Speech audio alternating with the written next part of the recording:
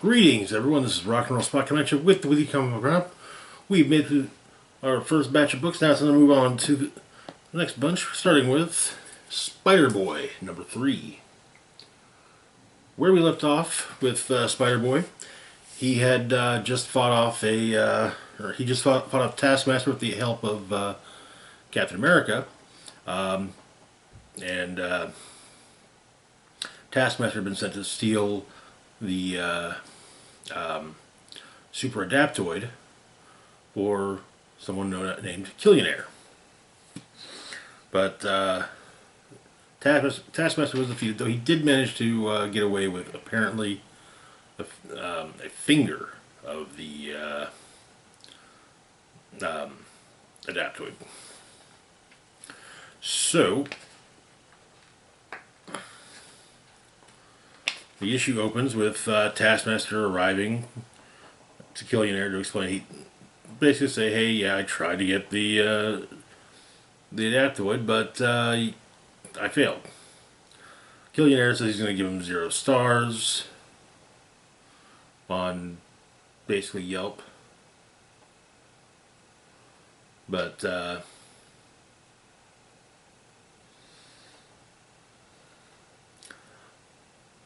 and the Killionaire's whole plan was to have Dr. Stillwell build him a suit of armor that would give him all the power of the Avengers.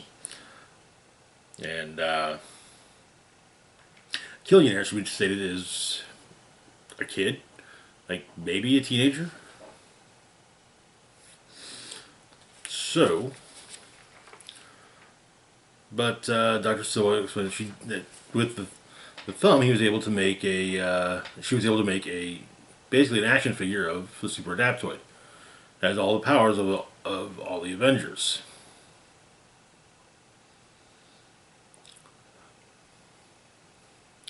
Which is called Toy Soldier. And so that he has Toy Soldier fire Taskmaster by attacking him as Iron Man. Meanwhile, Spider-Boy saves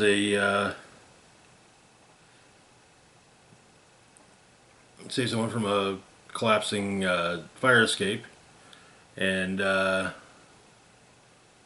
tries to get some money off of it. But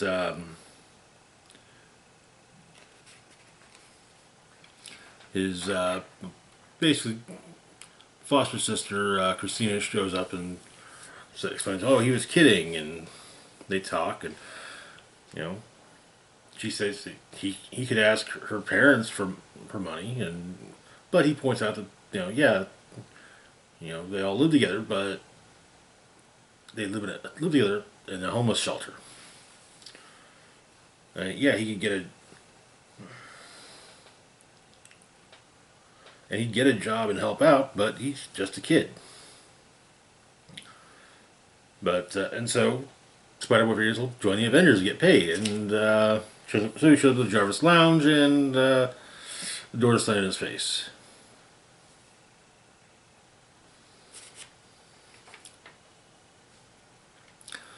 Killionaire is live streaming, meanwhile, while committing crimes with the aid of Toy Soldier, attacking a band that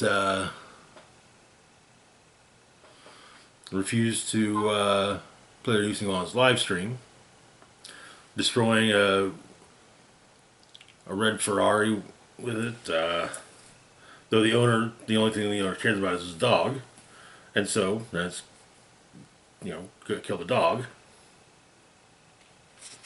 But Spider-Boy saves the dog, fights Killionaire. Apparently Killionaire is one of his previous nemesis before he vanished. Takes on Toy Soldier first as She-Hulk, then Silver Surfer, which Spider-Boy points out isn't fair. Silver Surfer's never been isn't one of the Avengers, but Tiger, okay, that's fair. Then Thor, however.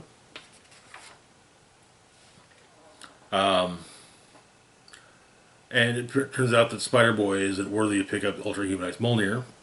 However, he points out to the Ultra Super Adaptoid's Super Adaptoid's Molnir points out to the Adaptoid that to read the inscription on the side, and so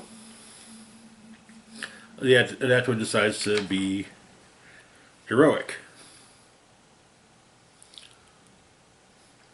And so Killian is not happy because his one-of-a-kind exclusive action figure that no one else could have has just left him. And so, as Spider-Boy heads off, Killian thinks he's going to make Spider-Boy pay. That's where our primary story is. We have a backup story. Thor is fighting what appears to be a giant Asgardian bug. Christina suggests that maybe Bailey should help, but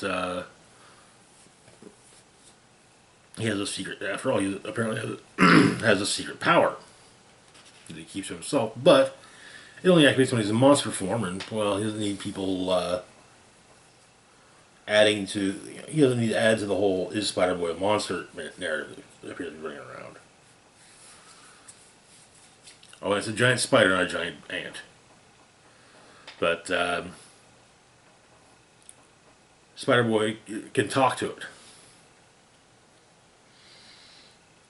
And he explains that the spider's claw fell down a magical portal, doesn't even know where here is, and is very scared. He's a pet. His owner is Ulik, the rock trolls, and so Thor summons forth Ulik, who is about to throw hands, but sees that Klopp's there, and so they're reunited, presumably sent back. Lots of video footage is caught of Spider-Boy in his monstrous form, which Mr. Monstrosity, or Madam Monstrosity, sees and notes that does intend to help make sure that things for Spider-Boy get much worse, and that is where the issue ends. It's been a fun book.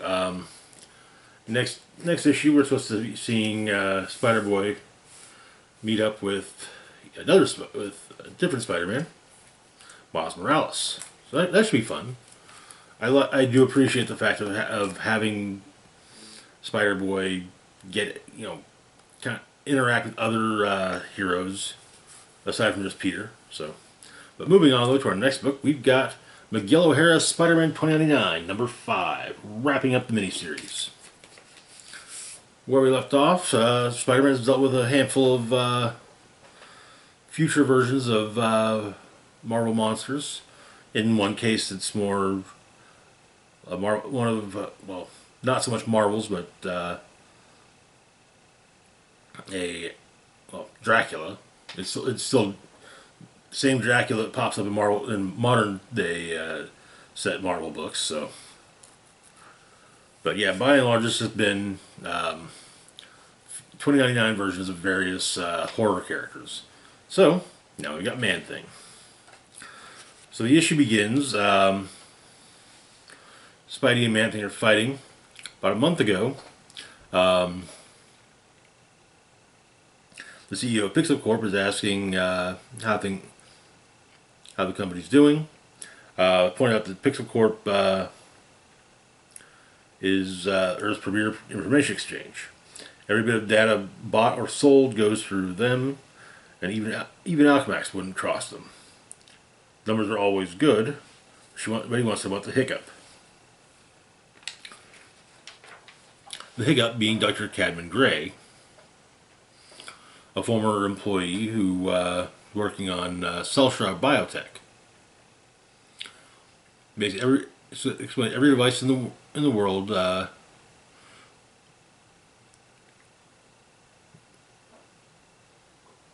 watches its human and routes info through the exchanges. Gray's injectable tech would free people from constant data collection. Any user will be undetectable to machine surveillance data, and data would dwindle, robbing Pixel Corp of its prized asset. But as of that morning, Dr. Gray is no longer as the bottom line. Been holed up in Oasis X, but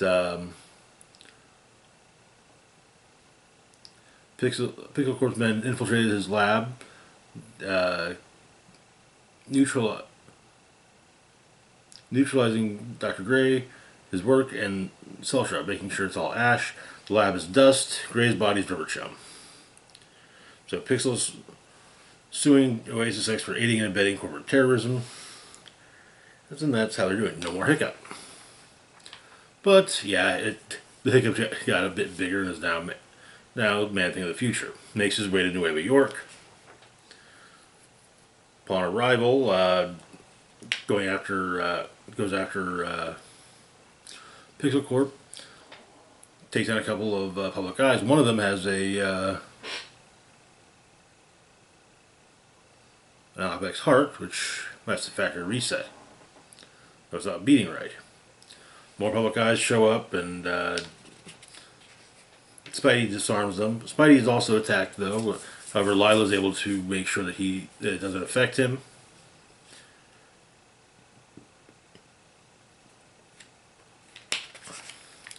So Pixel Corp sends the specialist out.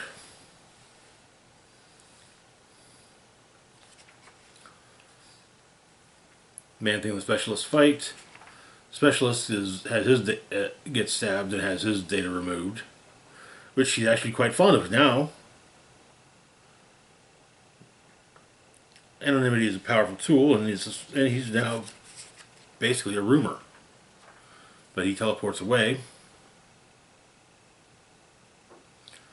Spidey and Man-Thing continue their fight, but Spidey begins to note that the people are actually kind of cheering on Man-Thing, realizing that, yeah, Man-Thing's honestly going, make sure that their data isn't being, every moment of data isn't being collected and filed and inventoried and algorithmed and all that. And they're all for it, which, hey, I get that. But Man-Thing destroys the New York servers for Pixel Corp. Lila and him talk a bit, and Man-Thing disappears in the sewers. And Miguel realizes that people are going to wake up with clean slates. It'll be exciting, but hard. Also, the data that could be problematic to erase has been basically not erased after all. That way, people with corporate healthcare implants aren't going to have to worry about recalibrating their what they've got after all. But that is where the series ends. Both states Miguel O'Hara will return. I really enjoyed this series. It was nice. I liked seeing the future versions of the various Marvel monsters, as well as how Dracula fares in the far-flung year of 2099. Just 75 years away. Moving on though to our last book for the moment, or no, not our last. Or to our next book, we've got Spine-Tingling Spider-Man number 4. Where we left off, Spider-Man had learned who was behind his recent troubles, the Jackal. But with Spider-Side explaining his role in things, and that he was supposed to basically he was supposed to physically break Spider-Man for the Jackal. However, Spider-Side intends to break Spider-Man, as he puts it, rip off his head and bathe in the blood that spurts forth, it will be a day of his choosing. And he won't be the Jackal's tool. And so Spidey's powers are returned to him. He deals with the android hunters that were sent after him and Mysterio. Makes it into Jackal's lair. Jackal says he wanted Spider-Man to be afraid. And for the moment, Spider-Man is. Mysterio comes in and tells Spider-Man to snap out of it and stop him. And he does. Even going so far as to break Jackal's jaw. And Spider-Man starts to wonder if maybe Jackal did win, but he gets out, and the next day he checks up on people he cares about. May, MJ, Jonah. They, yep, everything's back normal with them. He was swinging, and as he's swinging along New York skyline, briefly sees his reflection as the Jackal. But then he looks again, and his reflection is his reflection, and that is where the issue ends. The series ends, in fact. This was a good miniseries. It took a little bit of time to find its footing, but once it did, it delivered. Moving on though to our actual last book for the moment, we've got Carnage number 3. Where we left off, Carnage was reunited with Cletus Cassidy. They hadn't rebonded, but they were reunited. While Flash Thompson is investigating a series of murders that appear to be connected to Carnage. But Cletus and Carnage fight it out with Carnage. Cletus discovers that Carnage has basically removed all of his weaknesses, except for one. Anti-venom. Which is good because, Cletus injected himself with a substance similar to the anti-venom symbiote, and so Carnage attempts to eat Cletus, but has to spit him up.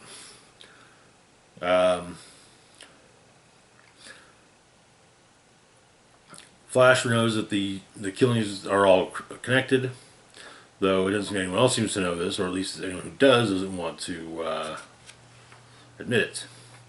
Talks to Liz Allen, explains he sees the connection, and knows who the next victim's going to be. Asked her to give him one day to take care of things. Cletus and Carnage continue their fight.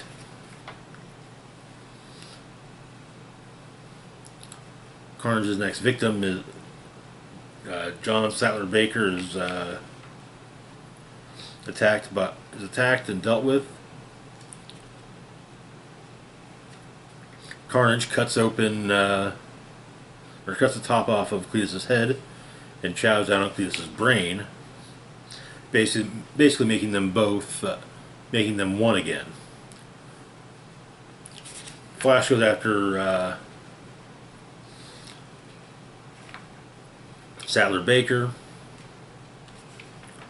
arrives at his house, but it's a trap as Sattler Baker's head explodes. And that is where the issue ends. Interesting. I have to admit, I kind of like seeing Carnage being back to his old self, as it were. With one point that was made is that, especially with Carnage removing his weaknesses, is that Cletus states that you removed your weaknesses. Why? What do there's a reason we don't kill ants. They're beneath us. So if we become a god, what do we do then? Decide to kill other gods, and then what comes next? But anyways, that's going to do it for now. As always, feel free to like, share, and subscribe. Links to my Facebook, Twitter, Blue Sky, Mastodon, Patreon, and PayPal can be found in the description box down below. This is Rock and Roll Spock signing off, saying, live long and rock hard.